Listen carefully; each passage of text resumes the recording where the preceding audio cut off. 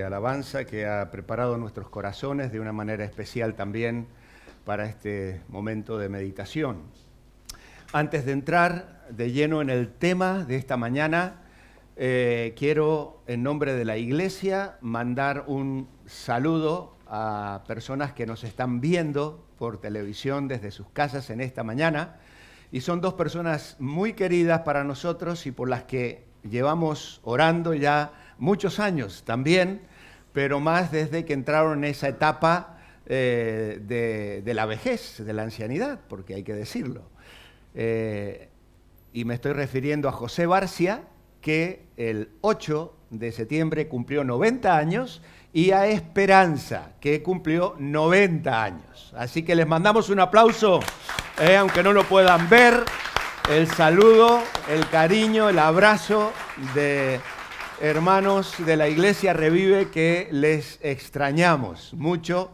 Y bueno, sabemos que han disfrutado con sus familias, con sus seres queridos esta semana y eso nos alegra enormemente. Son un testimonio de fe, de confianza, una inspiración para aquellos que somos un poquito más jóvenes. Y bueno, Esperanza se llevó un susto porque le hicieron o entendió mal y de pronto terminó creyendo que cumplía 100 años. Por una situación con su yerno, allí desde Canarias y tal, y dice que durante unas horas se lo creyó, pero que cuando se despertó al otro día y se dio cuenta que no eran 100, que eran 90, se levantó con un vigor, se fue a la huerta a trabajar y bueno, se sintió viva de nuevo. ¿Qué 100? 90, aún le queda mucho por vivir. Así que bueno, le mandamos un cariñoso saludo y que el Señor le bendiga.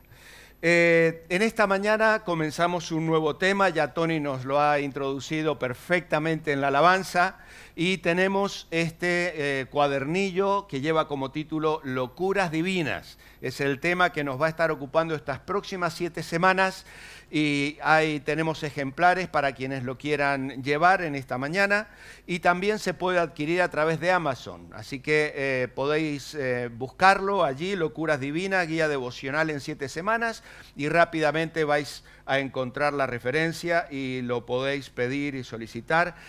Contiene devocionales para 5 días durante de estas 7 semanas, es decir, de lunes a viernes cada semana vamos a estar ampliando el tema que predicamos el domingo aquí en la Iglesia Revive y además podéis seguir el devocional que este servidor está llevando a cabo tanto por Facebook como por YouTube todos los días a las 9:30 de la mañana, pero bueno, para los que no madrugan, pues lo pueden ver en cualquier momento del día.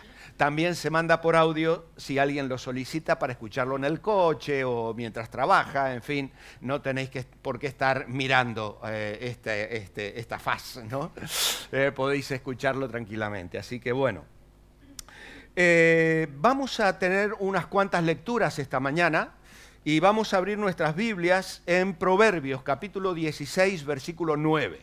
Vamos a leer estos párrafos de la palabra de Dios. Vosotros lo vais a tener en la pantalla en la versión Reina Valera 60, que es la que más amamos, la que más utilizamos, pero yo lo voy a leer en la Nueva Versión Internacional, en la versión para España, diríamos, ¿no? Entonces, de esta manera tenemos un lenguaje bien comprensible y así lo seguís por un lado y me escucháis por el otro y os puede aclarar algunas ideas. Proverbios 16:9 es un texto precioso, dice, el corazón del hombre traza su rumbo, pero sus pasos los dirige el Señor. Pero sus pasos los dirige el Señor. Vamos al Salmo 25. Salmos 25, este es un salmo precioso. Yo recuerdo en mi juventud, adolescencia, descubrir este salmo y las promesas que contiene. El Salmo 25, versículo 4 dice, Señor, hazme conocer tus caminos, muéstrame tus sendas. Encamíname en tu verdad, enséñame, tú eres mi Dios y Salvador. En ti pongo mi esperanza todo el día. Versículos 8 y 9. Bueno y justo es el Señor, Por eso Él le muestra a los pecadores el camino. Él dirige en la justicia a los humildes y les enseña su camino. Versículo 12. ¿Quién es el hombre que teme al Señor? Será instruido en el mejor de los caminos. O Él le enseñará el camino que ha de escoger. Qué preciosa promesa de Dios para poder conocer su voluntad y seguir sus pasos. Salmos 143 y versículo 10. También una cita casi que obligadamente deberíamos memorizar. Dice, enséñame a hacer tu voluntad, porque tú eres mi Dios. Que tu buen espíritu me guíe por un terreno sin obstáculos. Tu buen espíritu me guíe a tierra de rectitud o por un terreno sin obstáculos. Romanos capítulo 12 y versículo 2, también otra cita maravillosa del Nuevo Testamento en este caso. Luego de ese versículo introductor a este capítulo sobre la misericordia de Dios, Pablo dice, no os amoldéis al mundo actual, sino sed transformados mediante la renovación de vuestra mente. Así podréis comprobar cuál es la voluntad de Dios, buena, agradable y perfecta. Otra cita que va a ser clave en esta mañana, capítulo 2 de Efesios y versículo 10. Porque somos hechura suya, creados en Cristo Jesús para buenas obras, las cuales Dios dispuso de antemano a fin de que las pongamos en práctica. Y tenéis que recordar aquí que la palabra hechura en el original es la palabra griega poiema. Poiema, que luego se translitera al castellano como poema, porque somos poema suyo, poema de Dios. ¿Sabíais que Dios escribía poemas? Así como esta mujer ciega que compuso miles de poemas y de canciones a lo largo de su vida. Dios se ha especializado en escribir tu vida y mi vida y la vida de millones y millones de personas, porque tiene una inspiración y un talento maravilloso. Dios escribe poemas. Y finalmente Lucas, capítulo 14 y versículo 25, que va a ser una cita que también vamos a estar revisando a lo largo de la semana en los devocionales. Dice, grandes multitudes seguían a Jesús y él se volvió y les dijo, si alguno viene a mí y no sacrifica el amor a su padre y a su madre y a su esposa y a sus hijos, a sus hermanos y a sus hermanas y aún su propia vida, no puede ser mi discípulo. Parece muy duro estas palabras de Jesús, ¿no? No sacrifica el amor. Esto es una cuestión de prioridades. Verso 27. Y el que no carga su cruz y me sigue, no puede ser mi discípulo. Supongamos que alguno de vosotros quiere construir una torre. ¿Acaso no se sienta primero a calcular el costo para ver si tiene suficiente dinero para terminarla? Si echa los cimientos y no puede terminarla, todos los que la vean comenzarán a burlarse de él y dirán, este hombre no pudo terminar lo que comenzó a construir. O supongamos que un rey está a punto de ir a la guerra contra otro rey. ¿Acaso no se sienta primero a calcular si con 10.000 hombres puede enfrentarse al que viene contra él con 20.000? Si no puede, enviará una delegación mientras el otro está todavía lejos para pedir condiciones de paz. De la misma manera, cualquiera de vosotros que no renuncie a todos sus bienes no puede ser mi discípulo. La sal es buena, pero si se vuelve insípida, ¿cómo recuperará el sabor? No sirve ni para la tierra ni para el abono, hay que tirarla fuera. El que tenga oídos para oír, que oiga. Bueno, pues estos son los versículos. Vamos a orar. Padre, yo quiero pedirte en esta mañana que hables a nuestros corazones, que podamos, Señor, hoy tener discernimiento espiritual sobre lo que nos quieres decir en estas citas bíblicas, en estas promesas y en estos ejemplos que la palabra de Dios nos deja a cada uno de nosotros. Ayúdanos en esta mañana a meditar en ellos. Amén. Amén. Bien, hermanos, hay una idea principal que nos va a estar acompañando hoy y a lo largo de estas semanas y quiero dejarla con vosotros. Es la siguiente. Ser sabios es temer a Dios y conocer su voluntad para nuestras vidas. ¿Por qué? Por ilógico que pueda parecer o por imprudente que resulte a los ojos del mundo, será el camino más lógico y prudente, pues es el camino de la obediencia y la fe. Esa es la idea principal en la cual nos vamos a centrar esta semana porque nos ayudará a entender este mensaje de las locuras divinas. El ser humano es el único que goza de libertad para escoger. Tiene la capacidad de elegir. Dios nos ha creado con esta libertad. Toda la creación está sujeta a leyes que son inmutables. Hay leyes físicas a las que las cosas inanimadas están sujetas. Por ejemplo, la erupción de un volcán produce lava que con el paso del tiempo se endurece. Uno de nuestros hijos acaba de venir de Tenerife y trajo unas rocas de lava endurecida para nuestros sobrinos, ¿no? Y bueno, eso es una ley inmutable de la creación. No hay vida en esa lava ni en esa roca, pero hay un proceso que permite que eso suceda así. Los animales están sujetos a la ley del instinto, por ejemplo. Ellos se mueven por cosas que alguien determinadamente puso en su ser.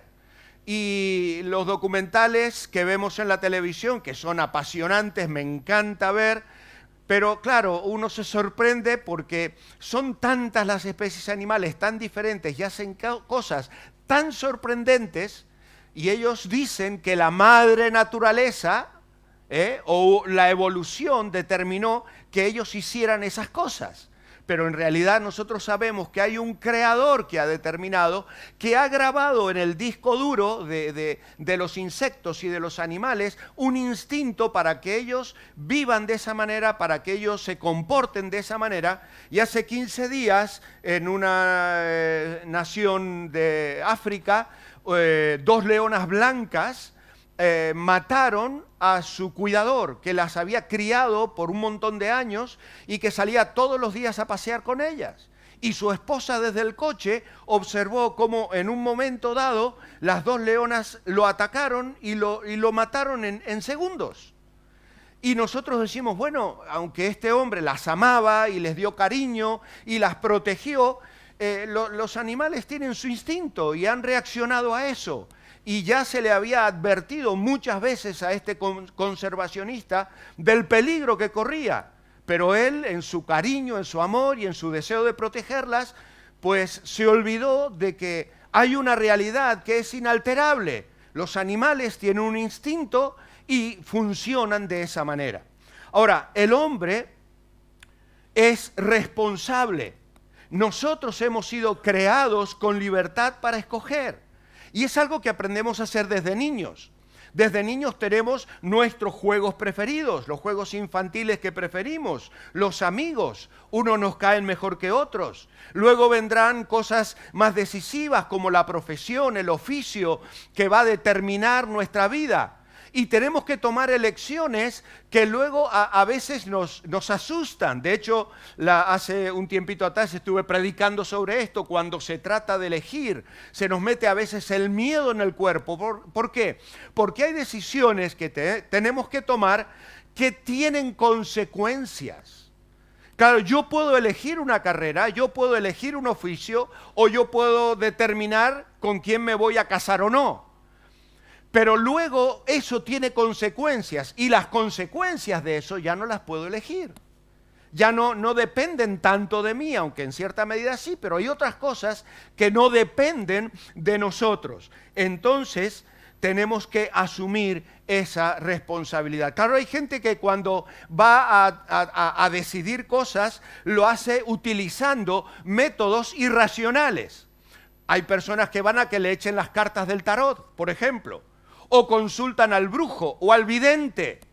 De hecho, nuestras televisiones están llenas de personas, especialmente en la noche. Si cambias los canales, te encuentras con personas que están permanentemente ofreciendo y gente que llama y que gasta su dinero. ¿Para qué? Para que le digan el futuro, lo que va a suceder, lo que tienen que hacer, cómo tienen que elegir.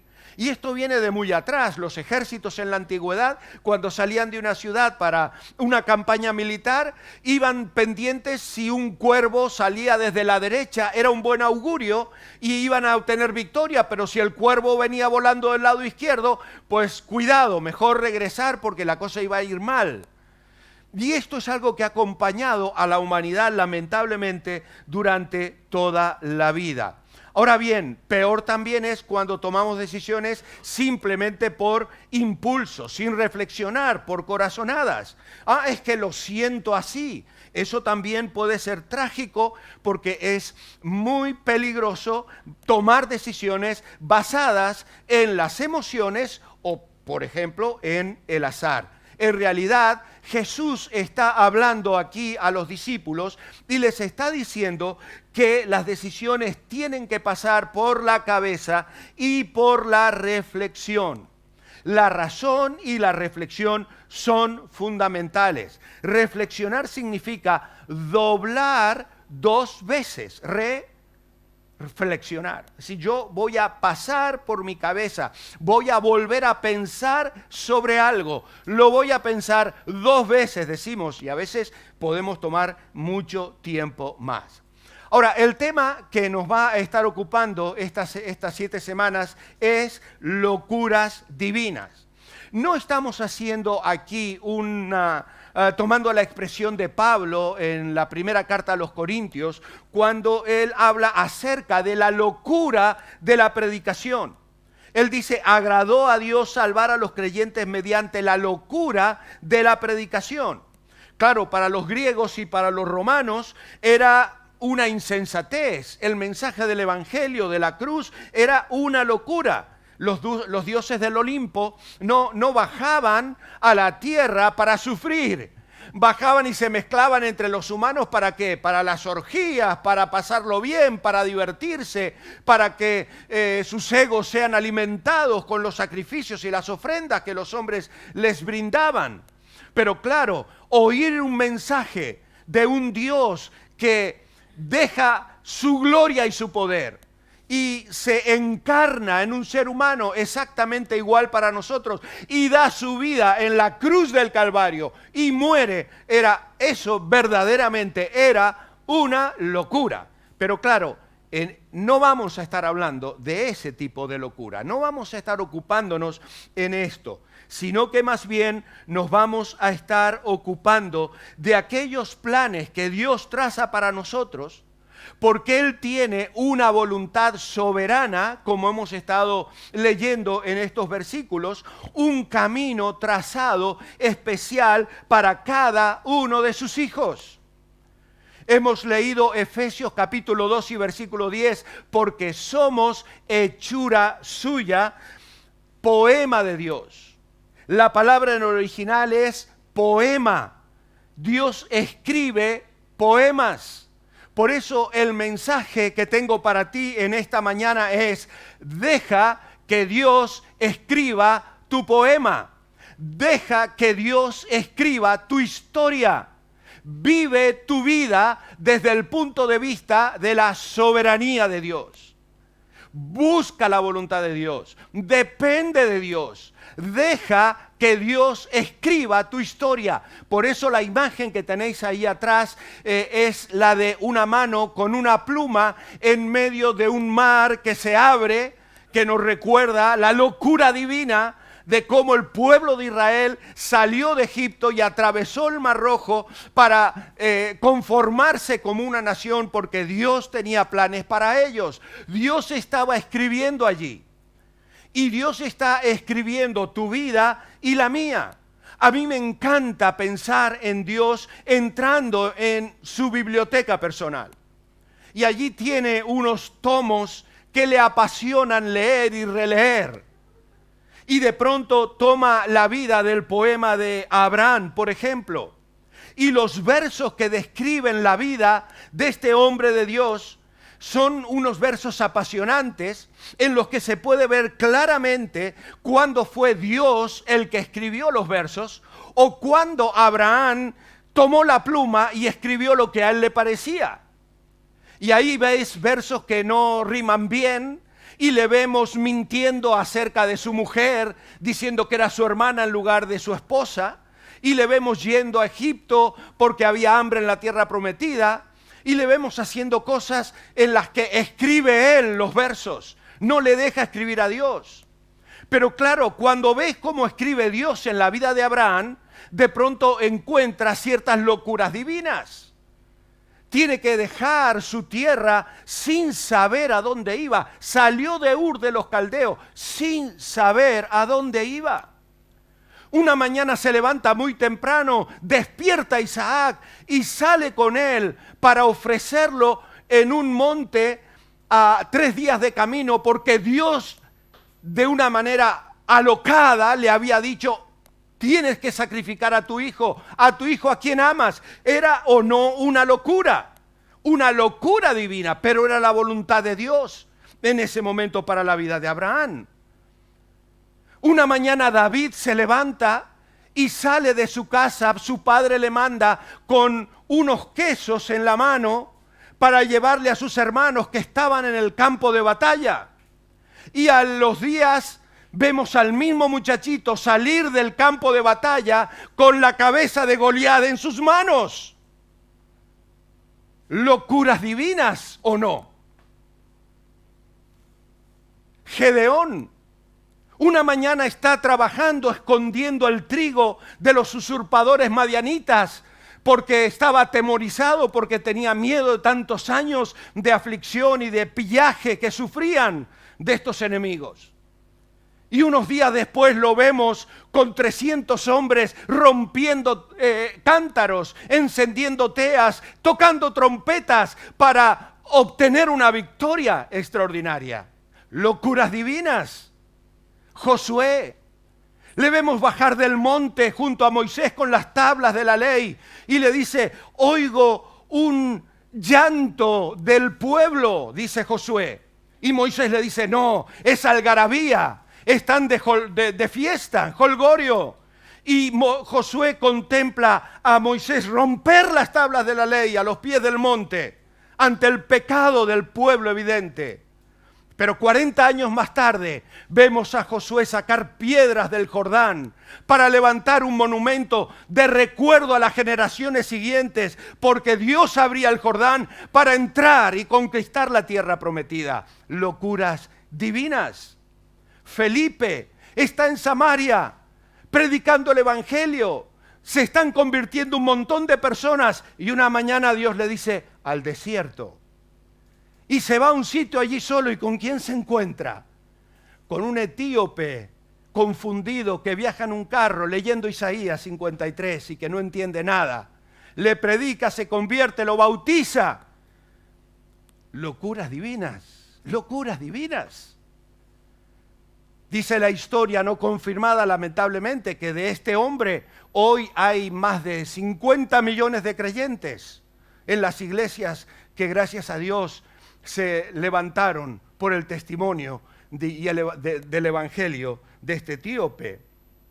Jonatán, solo él y su padre tienen las únicas espadas que había en todo Israel, porque los filisteos no les dejaban construir armas de guerra. Y el pueblo está armado solo con herramientas de labranza. Y Jonatán se levanta y comienza a trepar, y los filisteos desde la cumbre del cerro se burlan de él. Sin embargo, Jonatán llega arriba y en el nombre del Señor obtiene una gran victoria para el pueblo de Israel. Locuras, locuras divinas. Hermanos, existe un difícil equilibrio entre la fe y la locura, así como entre la prudencia y la falta de fe. En esta semana vamos a estar meditando aquí en Lucas capítulo 14, versículos 25 al 33, y vamos a ver cómo el Señor considera que la base de la prudencia es un análisis correcto del costo de una determinada decisión, de lo que eso va a suponer. Pero en el caso de que decidamos seguirle, ser sabio es temer a Dios y conocer su voluntad para nuestras vidas. Esa es la clave de la prudencia. La herramienta para ir donde Él nos indica es la fe, porque puede suceder que sus planes no coincidan exactamente con los nuestros. Es más, es muy posible que en determinadas situaciones lo que Dios nos indique pueda parecer ilógico, una locura. Pero si aceptamos su soberanía, si decimos que creemos en Él, debemos ser conscientes o debemos ser coherentes con todo ello, cueste lo que cueste. Fe es el asentimiento voluntario del hombre a la revelación de Dios y la confianza del hombre total y la entrega de sí mismo al control de esa verdad. Y prudencia es cautela, cuidado, previsión sabia ante contingencias que solo se pueden ver parcialmente. Aquí vemos que Jesús observa a sus discípulos y quiere ver que ellos mezclen en su vida la fe y la prudencia, y les desafía de esa manera a valorar el costo de seguirle o no. Jesús actuó prudentemente en muchas situaciones a lo largo de su vida para evitar, por ejemplo, la violencia en contra de él. O cuando llega al templo y los líderes le piden el impuesto, él fue prudente, manda a Pedro a pescar para encontrar el estatero que tenía y evitar así un conflicto. Dice Proverbios 14:15, el prudente mira bien sus pasos. Y aquí el Señor relata estas tres parábolas que nos dicen que Él impone demandas costosas sobre aquellos que deciden seguirle. El hombre que construye una torre, el rey que libra una guerra, la sal que pierde su sabor.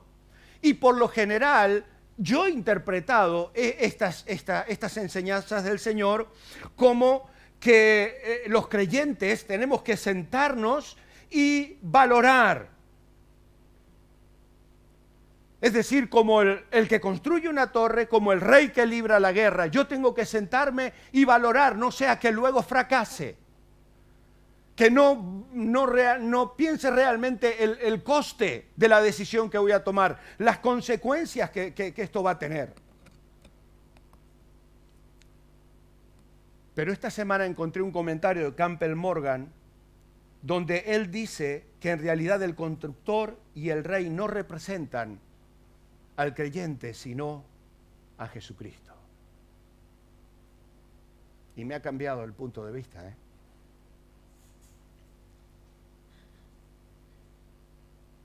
Es como si el Señor de pronto se sienta a valorar y mira mi vida y dice, a ver, Walter, ¿cuento contigo o no cuento contigo? ¿Invierto en ti o no? ¿Vas a ser un buen material para que yo lleve adelante el proyecto que tengo?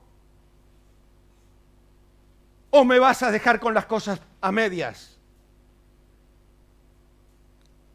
Él no puede realizar la obra con seguidores a medias que no están dispuestos a pagar lo que cuesta. No están dispuestos a pagar lo que cuesta.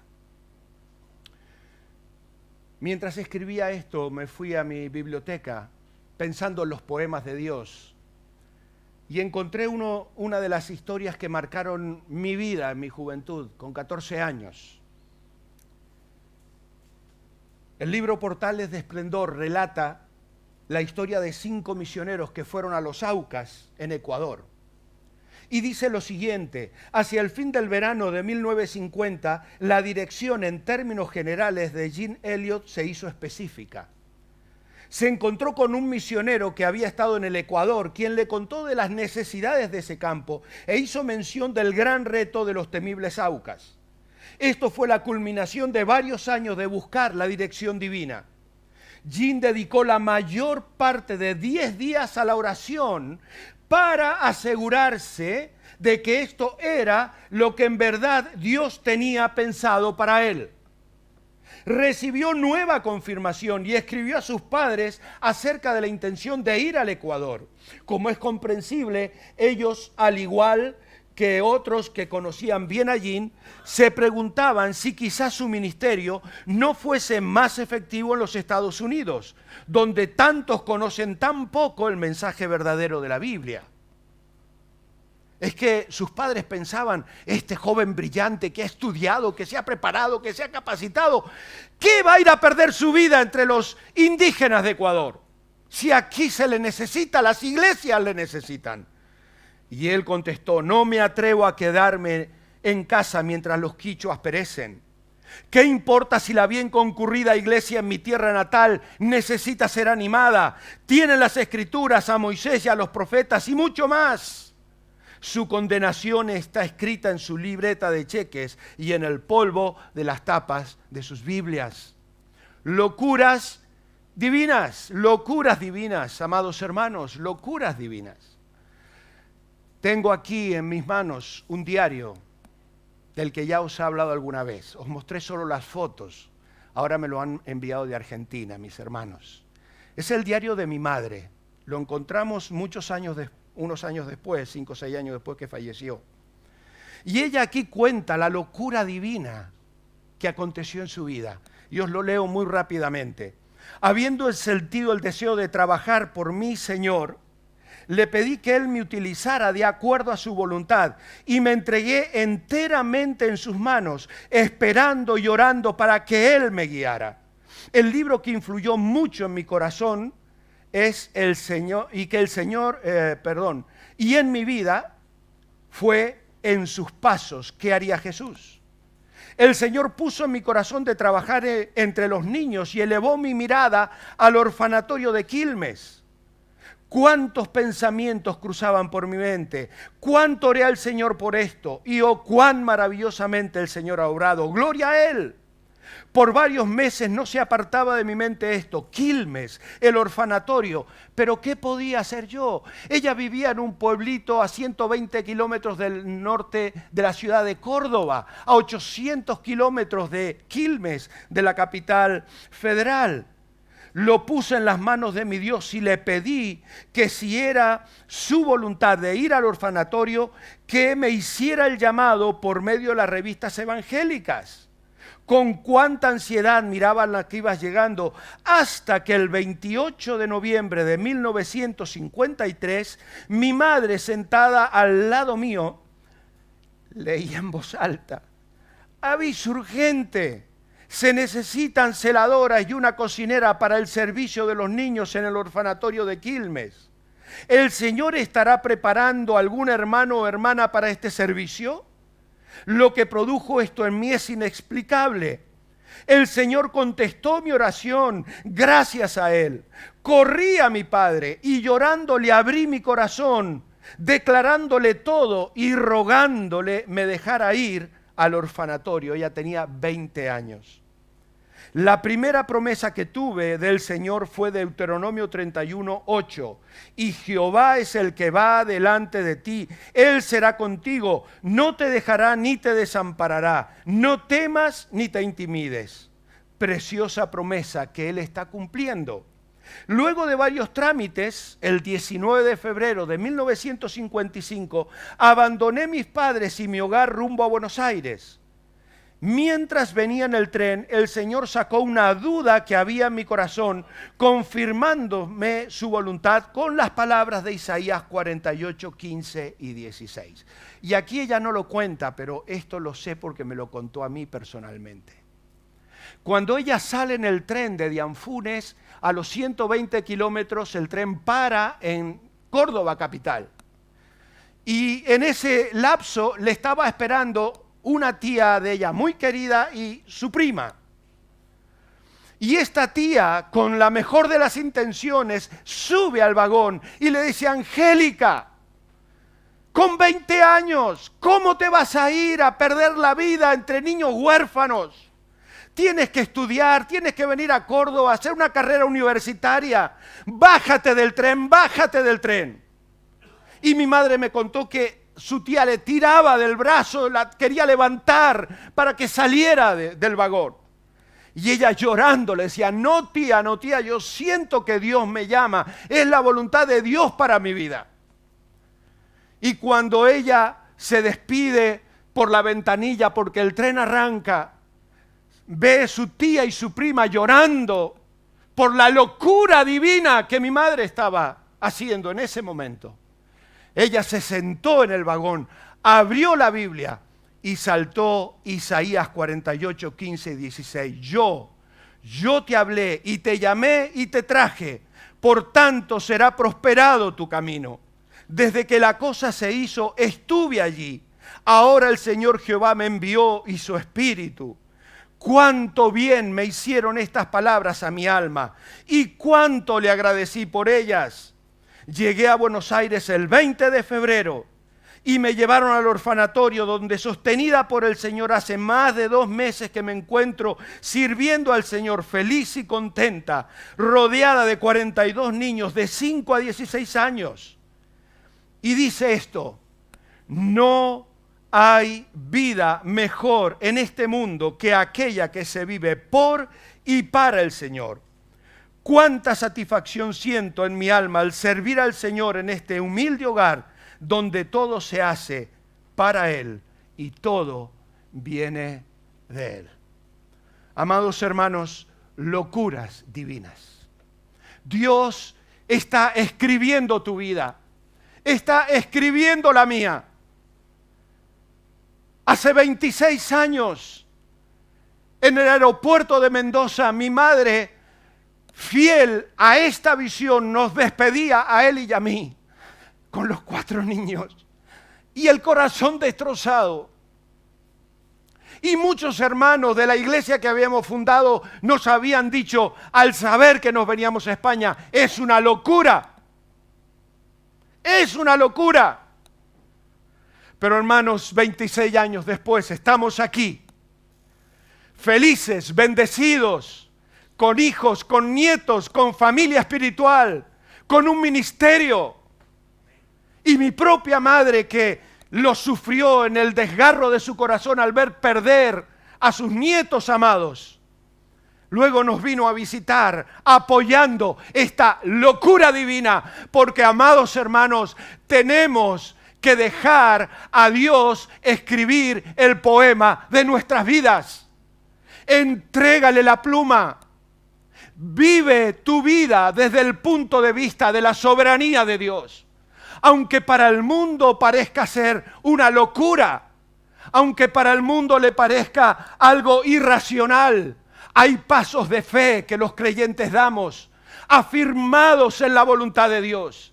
Y no hay nada mejor que vivir para el Señor y por el Señor. Él es fiel, en Él podemos confiar. Gloria a Dios por esas locuras divinas que Él hace y que Él bendice.